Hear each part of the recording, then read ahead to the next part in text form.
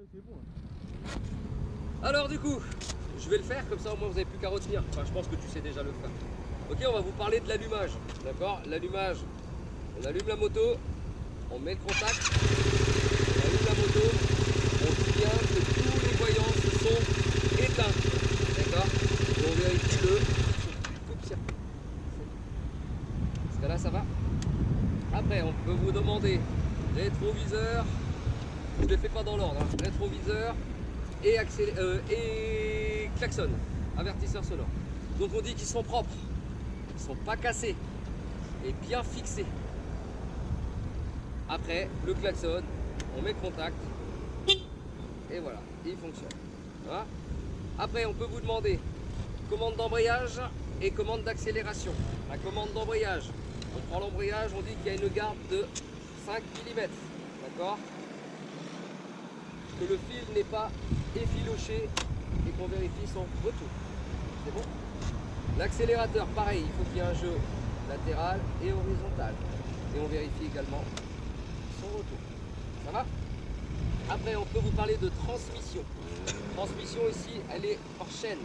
Donc on prend un caillou ou un bâton, on fait ce qu'on veut, on prend le truc, on lève ici, on fait avec la chaussure. Il faut qu'il y ait un battement de 2 à 5 cm. D'accord? On dit bien que la chaîne, elle est bien dressée. D'accord? Et qu'à la flèche, il y a bien 2 à 5 cm de battement. C'est tout. On va vous demander également les pneumatiques, soit avant, soit arrière, comme vous voulez. Donc on vient vérifier sur le flanc qu'il n'y a pas de déchirure, ni d'hernie, ni d'objet extérieur. Et on vérifie que le besoin d'usure qui est ici n'est pas atteint. Ça marche? Et que la pression, on ne peut pas la vérifier, mais elle semble bonne. J'ai bien dit, les mots sont importants. Elle semble bonne. Ça marche? Après, on peut éclairage avant. Donc on allume la moto, on allume. On dit bien que le bloc ici, il est propre, il n'est pas cassé, d'accord, bien fixé. Que les feux de position fonctionnent.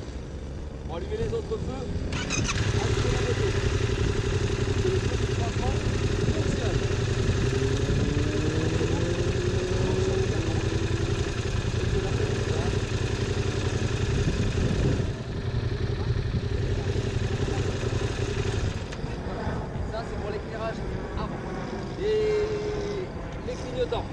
Les clignotants, pareil, moi ce que j'aime bien faire, c'est de dire, voilà, ils sont là, ils sont bien fixés, propres, pas cassés.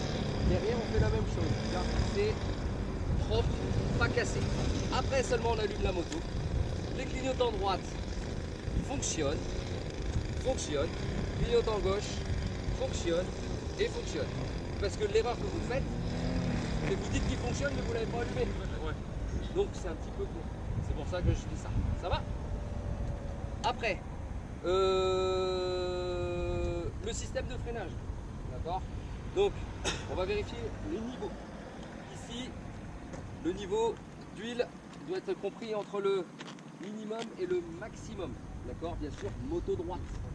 D'accord? Donc ça, c'est pour le frein avant. Ici, le bocal là, pareil, doit être compris entre minimum et maximum. C'est le frein arrière. Ça va? Après, on va pouvoir parler des suspensions. Suspension, on regarde bien que les joints sont propres, ils ne sont pas craquelés, il n'y a pas de fuite d'huile et que sur la fourche, il n'y a pas de point de rouille. D'accord? Voilà pour l'amortisseur.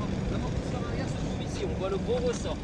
On vérifie qu'il n'y a pas de fuite d'huile, hein, que apparemment il n'y a pas de, on peut pas dire de tache de rouille parce que c'est pas absorbé à l'intérieur. D'accord? Et on dit en fait, on règle l'amortisseur arrière selon la charge. D'accord? Si le motard est plus costaud ou s'ils sont à deux, on va régler en fonction de la charge avec une clé spéciale. Ça marche? Après, qu'est-ce que j'allais dire? J'ai fait ça. Éclairage arrière. Pareil, éclairage arrière, on allume la moto. Enfin, on allume, mais juste le contact. On dit voilà, le bloc il est propre, pas cassé. D'accord? Et bien fixé. Et après, on vérifie que le feu de position fonctionne, le feu de croisement fonctionne également parce que c'est le même feu. Et on vérifie également que le feu stop avant fonctionne, arrière fonctionne. Et que l'éclairage de plaque fonctionne également. Voilà. Qu'est-ce que j'aurais pu oublier? Ah, niveau d'huile.